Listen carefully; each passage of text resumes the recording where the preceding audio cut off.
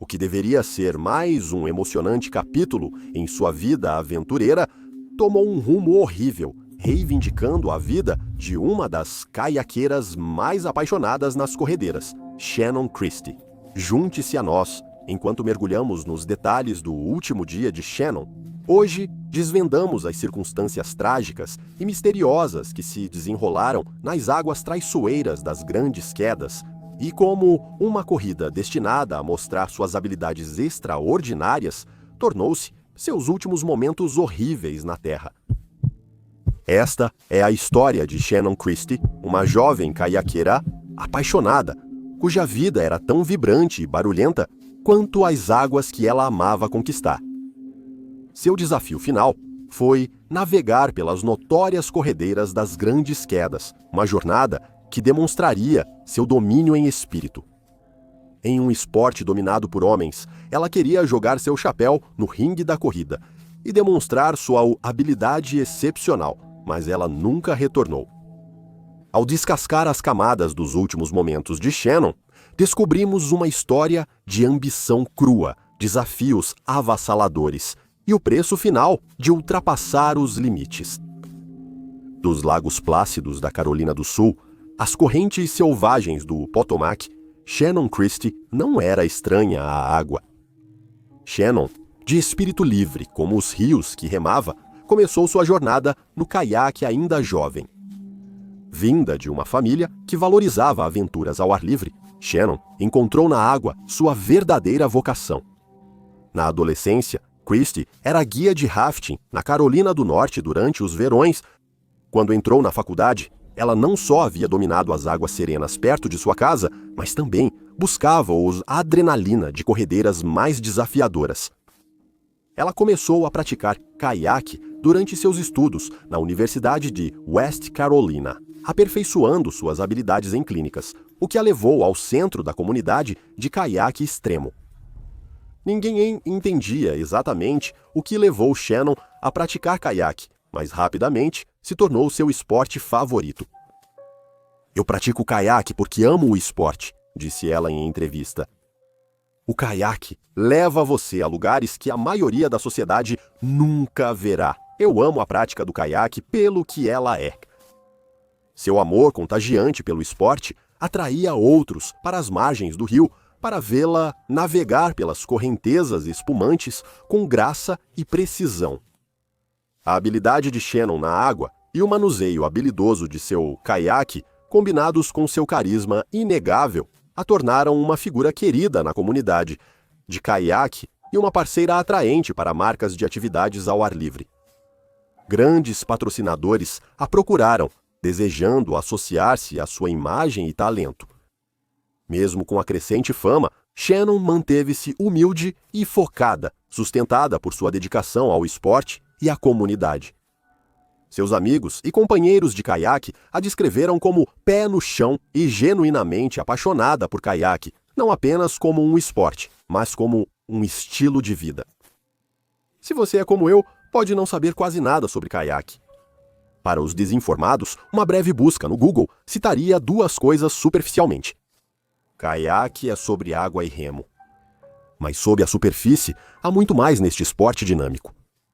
Em sua essência, o caiaque envolve navegar pela água usando uma pequena e estreita embarcação e um remo de 2 lâminas.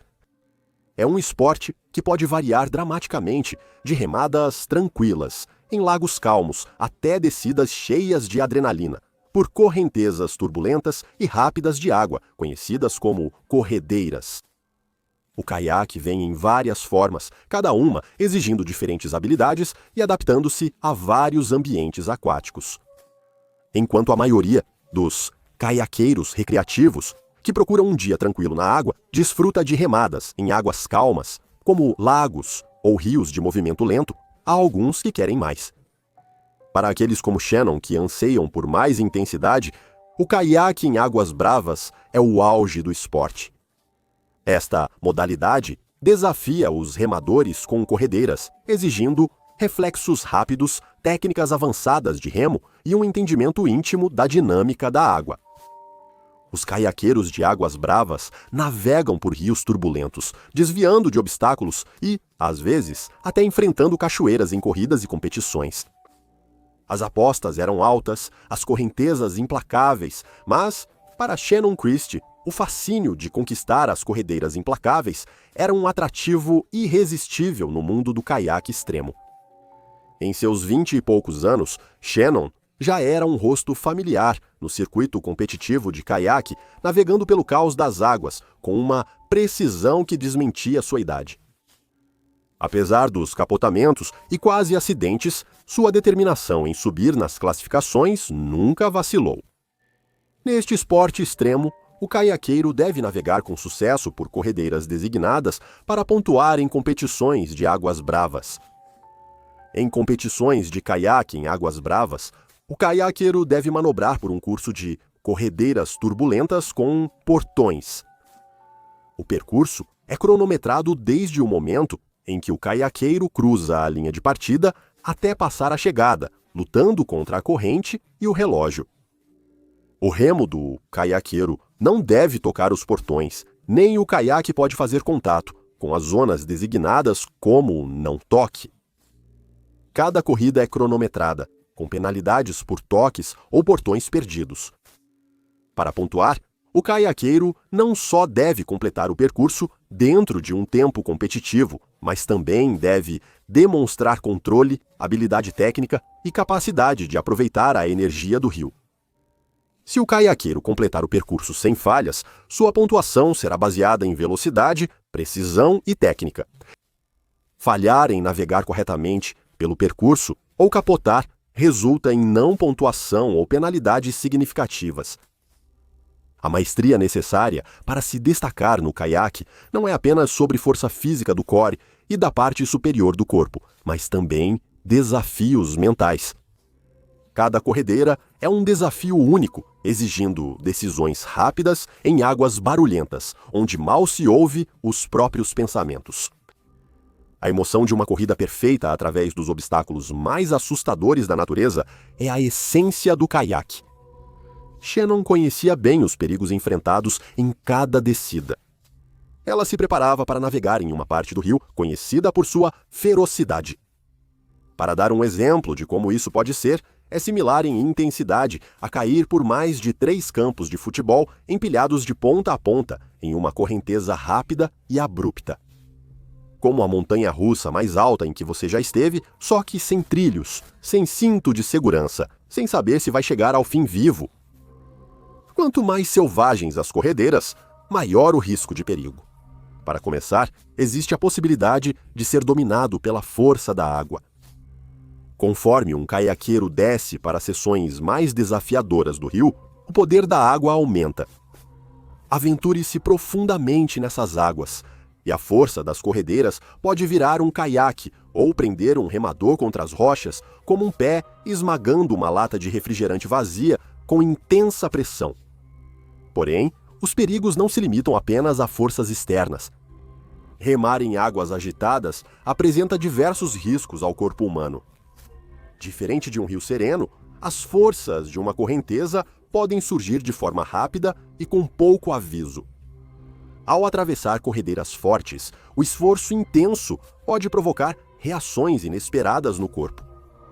A fadiga pode afetar a função muscular e os reflexos, transformando uma remada gerenciável em uma luta pela sobrevivência.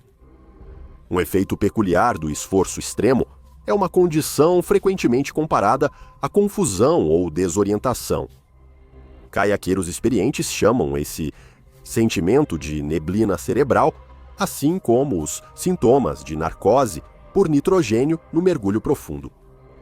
Imagine tentar manter o controle e a navegação precisa, quando seu corpo se sente lento e sua mente está confusa. No meio de corredeiras turbulentas, isso é obviamente um grande problema. Essa desorientação severa pode levar a tomadas de decisões ruins, reações atrasadas e erros potencialmente catastróficos. Outro risco relevante é a ameaça de prisão.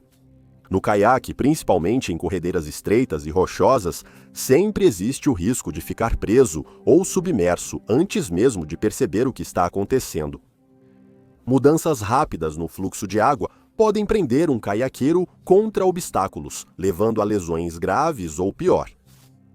Caiaqueiros geralmente fazem pausas em áreas tranquilas do rio, semelhante às paradas de descompressão dos mergulhadores. Essas pausas são cruciais, especialmente em sessões longas ou muito desafiadoras, porque permitem que os caiaqueiros descansem e se preparem para o que está por vir. Shannon, um dos jovens talentos promissores no cenário nacional de caiaque, havia se destacado com potencial estrelato no esporte. Tragicamente, o destino reservava um roteiro diferente. A imprevisibilidade das águas que ela amava se mostrou um adversário fatal. Em 11 de julho de 2013, durante uma corrida de rotina nas Grandes Cataratas no Potomac, Shannon enfrentou seu maior desafio. Shannon estava em Maryland para o 26º Festival Anual do Rio Potomac, um evento que apresentaria uma corrida com alguns dos melhores caiaqueiros do país. Era sua primeira vez nesta corrida e estava ansiosa para se provar contra os competidores masculinos. Em uma reviravolta trágica, 2 dias antes de Shannon Christie fazer sua última descida de caiaque, ela havia sido destaque em um perfil para o programa 60 Minutes, sendo filmada no mesmo local que tiraria sua vida. Ela, como outros caiaqueiros, se preparava para enfrentar as grandes quedas do rio Potomac, uma seção notória por suas corredeiras desafiadoras e traiçoeiras, considerada um dos percursos de águas bravas mais difíceis da costa leste. As grandes quedas foram classificadas como classe 5, indicando extrema dificuldade e alto risco. As corredeiras de classe 5 são caracterizadas por longas corredeiras obstruídas ou muito violentas que expõem o remador a riscos adicionais. Elas geralmente exigem manobras precisas em condições complexas e são recomendadas apenas para remadores experientes. No caiaque, as corredeiras são classificadas de classe 1, fácil, a classe 6, extremo e limites exploratórios, com a classe 5 sendo a segunda mais perigosa. Essas águas geralmente apresentam grandes ondas, corredeiras contínuas, grandes rochas e perigos, e potenciais quedas de grandes cachoeiras que exigem habilidades de remo forte e excelente controle do barco. As condições nas corredeiras de classe 5 podem desafiar até mesmo os mais experientes aventureiros de águas bravas, muitas vezes exigindo golpes precisos, nervos fortes e um bom senso de timing para navegar com sucesso. Com sua experiência em corredeiras desafiadoras, Shannon Christie entendeu o quão rapidamente as coisas poderiam dar errado nas ferozes águas de classe 5+ das grandes quedas no Potomac. Ela foi convidada para ir à corrida por Jason Biggs, de Poolesville, um caiaqueiro experiente cuja empresa, Active Nature, estava organizando o evento. Também estava sendo filmado por Steve Fisher, um renomado caiaqueiro e cineasta da África do Sul, destacando a emoção e a beleza da canoagem em corredeiras extremas. Biggs era conhecido na comunidade de caiaque por seus padrões rigorosos e técnicas especializadas. Ele só remava com os melhores. Nunca tinha caiaqueado com Shannon antes, mas já ouvira falar de suas habilidades. Ao observá-la navegar pelas partes mais fáceis do rio, ele ficou imediatamente impressionado com seus movimentos precisos e experientes. Ela estava preparada para os maiores desafios vindouros. Conforme a corrida se aproximava, Biggs mostrou a Shannon o percurso. Ele apontou as linhas centrais, a rota que eles iriam seguir e especialmente a alertou sobre o duto do metrô, parte dos perigosos 5 dedos na parte inferior. Um movimento errado ali poderia ser fatal. Shannon, para seu crédito, ouviu atentamente, repetindo os detalhes críticos. Seu foco era aguçado. Esta corrida apresentou uma das descidas de caiaque mais íngremes do mundo, e qualquer erro poderia ser fatal.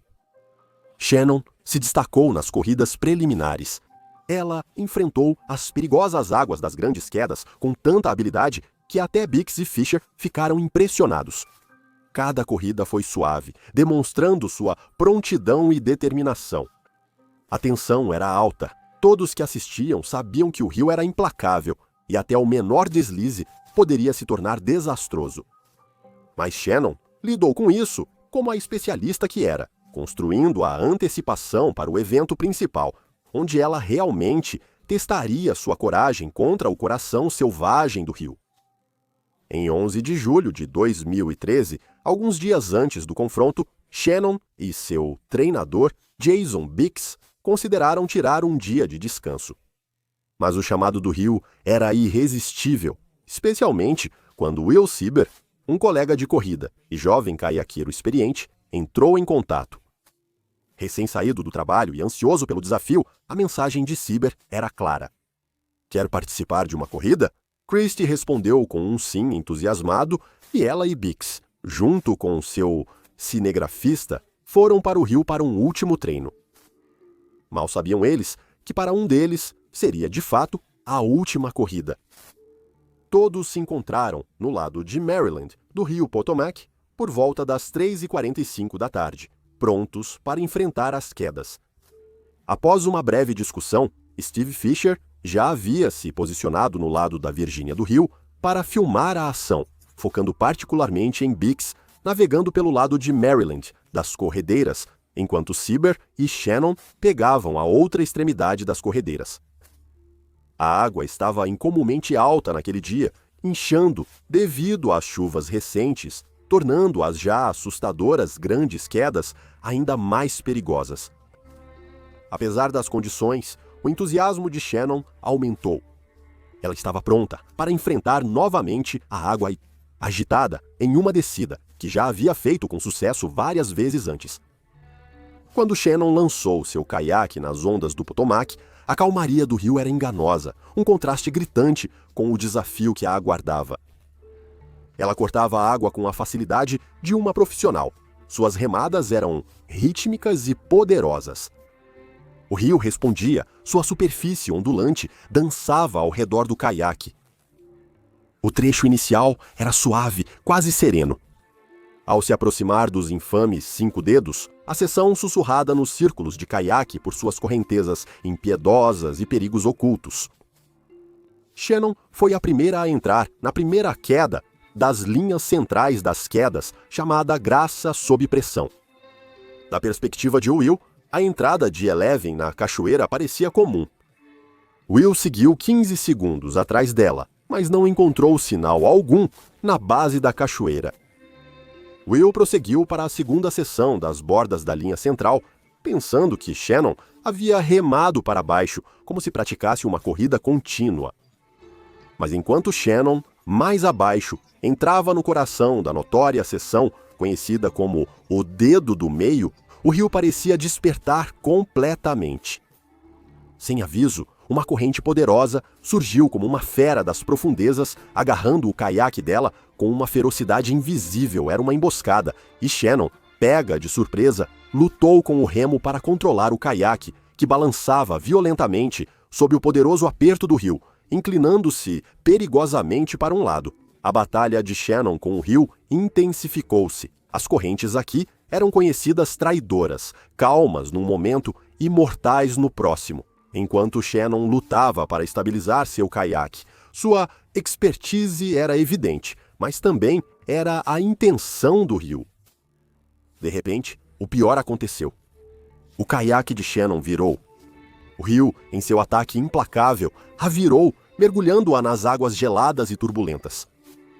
Shannon afundou, sua pá agitando-se desesperadamente na tentativa de se endireitar. Quando você vira de cabeça para baixo em um caiaque, fica preso dentro do barco. A única maneira de voltar à superfície é usar sua pá contra a água para virar-se 180 graus verticalmente ou forçar a remoção de todo o seu corpo do caiaque e nadar até a superfície. Não consigo imaginar o quanto de estresse e ansiedade isso causaria em águas calmas, muito menos na força das corredeiras. O tempo parecia parar e avançar rapidamente, simultaneamente. Shannon reapareceu, ofegante por ar, seu rosto uma máscara de dor e choque. Ela havia se retirado completamente de seu caiaque e tentado nadar, lutar para atravessar a água que agora parecia querer reivindicá-la. Cada braçada era uma batalha contra a força avassaladora que a puxava em direção ao duto do metrô, uma armadilha mortal conhecida. Enquanto Will se aproximava da última cachoeira das linhas centrais, o dedo médio. Shannon apareceu à frente dele na água, nadando fora de seu caiaque com equipamento completo para remar. Cyber, impulsionado por adrenalina e medo, remou com toda a força. Suas remadas eram frenéticas, impulsionadas pela necessidade urgente de alcançar Shannon antes que o rio a arrastasse mais longe. Seu coração batia forte enquanto ele navegava na próxima seção em sua direção. Enquanto Shannon lutava para se orientar, a corrente impiedosa a levava em direção ao túnel aberto do tobogã do metrô. Os gritos de Cyber se perderam no rugido do rio, seu remo cortando a água enquanto ele corria contra o inevitável. Shannon foi impotente a arrastada pelo escorregador Boulevard Hollywood, antes que as correntes rápidas sugassem Shannon para o metrô. Will remou furiosamente pelo dedo do meio na tentativa de resgatá-la. Mas Shannon havia desaparecido sob as águas agitadas, engolida pelo rio. Um dia de prática tranquilo, rapidamente, se transformou em um intenso esforço de resgate. Por minutos agonizantes, não havia sinal dela. Logo depois, seu equipamento de flutuação e capacete surgiram, mas ela continuava desaparecida. Enquanto isso, na outra extremidade, Jason Biggs estava nas margens rochosas do lado de Maryland do Potomac, seu olhar fixo nas águas turbulentas das linhas centrais. Uma sensação de inquietação começou a dominar o experiente caiaqueiro. Ele deveria estar coordenando com Steve Fisher na margem oposta, pronto para filmar a descida de caiaque. Em vez disso, sua atenção foi atraída para uma visão preocupante. Will Cyber e Jordan Poffenberger, duas figuras bem conhecidas na comunidade de caiaque, parados de maneira incomum perto da notória seção do metrô. Shannon Christie havia desaparecido. Preocupado, Biggs usou o sinal universal dos caiaqueiros para "Você está bem?", batendo no topo de sua cabeça. Não houve resposta. O silêncio pairava no ar, interrompido apenas pelo zumbido distante de um helicóptero da polícia do Parque dos Estados Unidos da América, um som que ali geralmente significava más notícias. O coração de Biggs afundou quando ele percebeu que algo tinha dado terrivelmente errado. Sem esperar por uma resposta, Biggs lançou seu caiaque na água, suas remadas rápidas e determinadas. Ao alcançar Cyber e Poffenberger, a terrível notícia se confirmou. Shannon Christie foi levada para o metrô. Essa parte do rio era notória pelas correntezas perigosas e rochas submersas que podiam capturar qualquer coisa ou pessoa. Enquanto isso, Fisher, inicialmente inconsciente da crise que se desenrolava, estava ajustando sua câmera quando notou um grupo de turistas apontando para um caiaque vermelho virado na água. Seus instintos profissionais entraram em ação enquanto ele escaneava a área, mas foi uma conversa ouvida, por acaso, entre um turista e um guarda do parque, que esclareceu a totalidade da situação. O caiaqueiro foi puxado para o perigoso metrô. Conhecendo muito bem os riscos, Fisher rapidamente reuniu seu equipamento de resgate, cordas, fitas e mosquetões e se dirigiu até a margem do rio.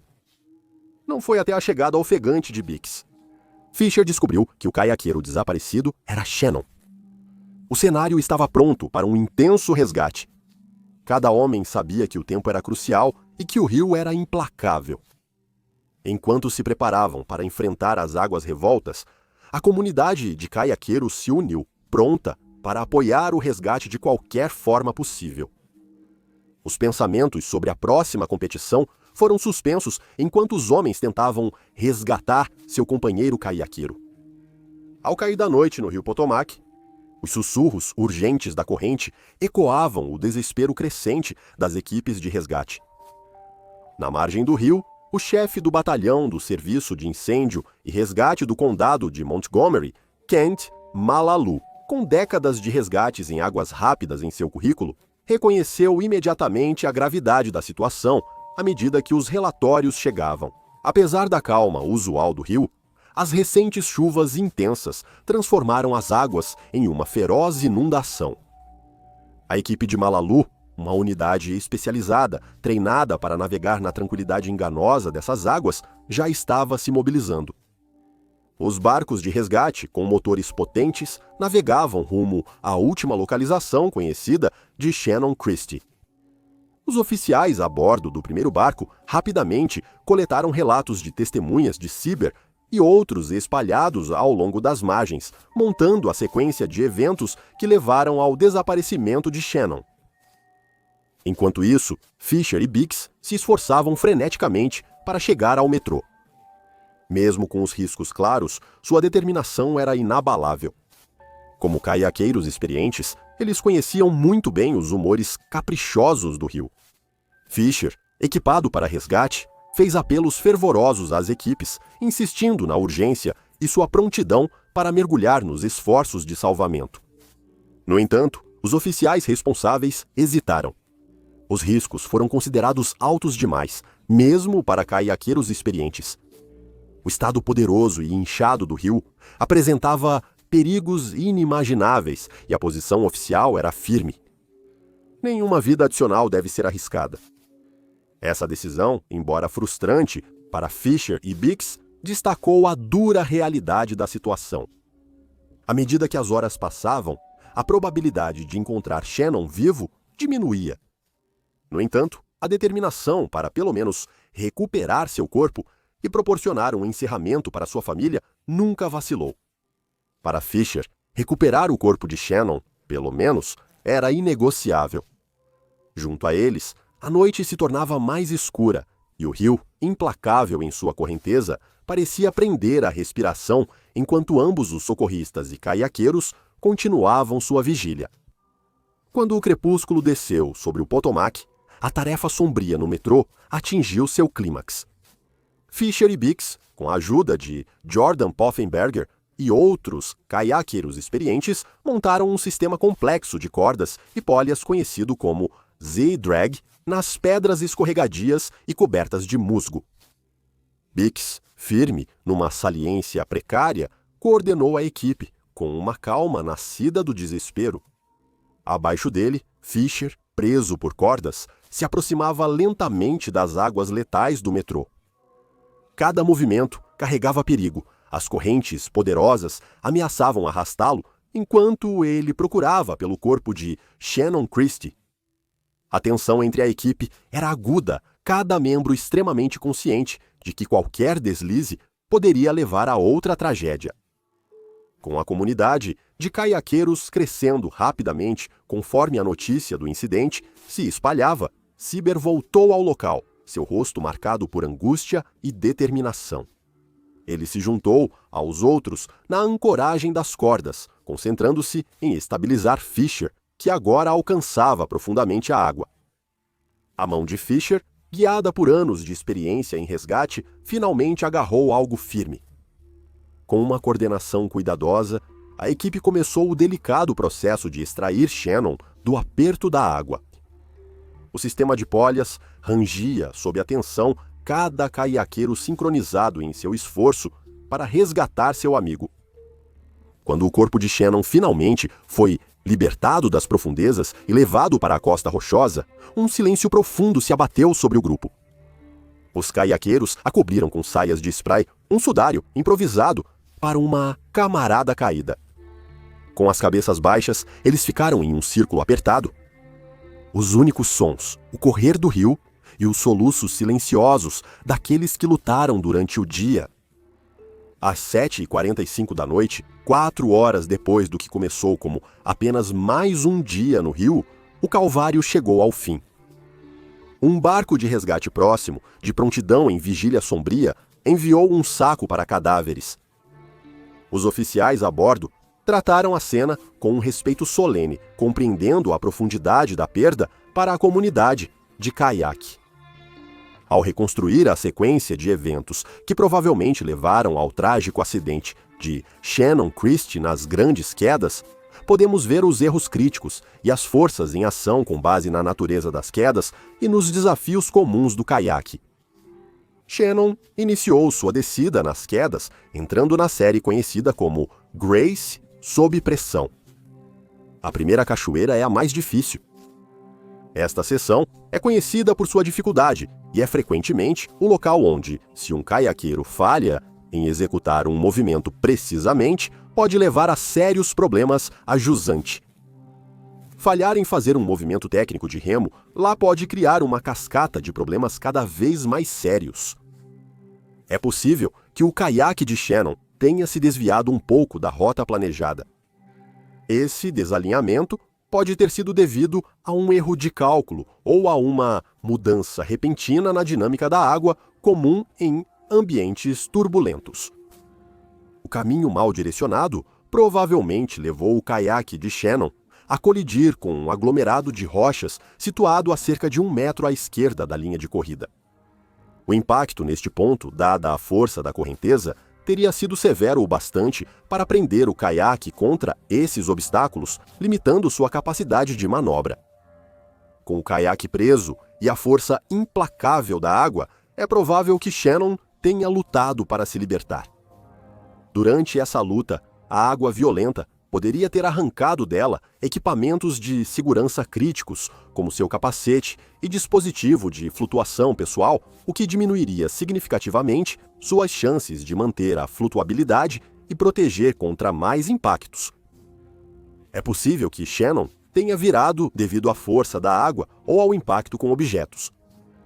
Independentemente do cenário exato, sabemos que Shannon saiu de seu caiaque. Essa única ação que ela tomou para tentar se salvar levou aos seus últimos momentos aterrorizantes. A poderosa correnteza continuou a exercer pressão sobre Shannon, arrastando-a rio abaixo, enquanto ela lutava contra a corrente e tentava se impedir de ir diretamente para a seção mortal conhecida como o metrô. Esta área é notória por sua capacidade de prender objetos e indivíduos devido às suas fortes correntes subaquáticas e formações rochosas.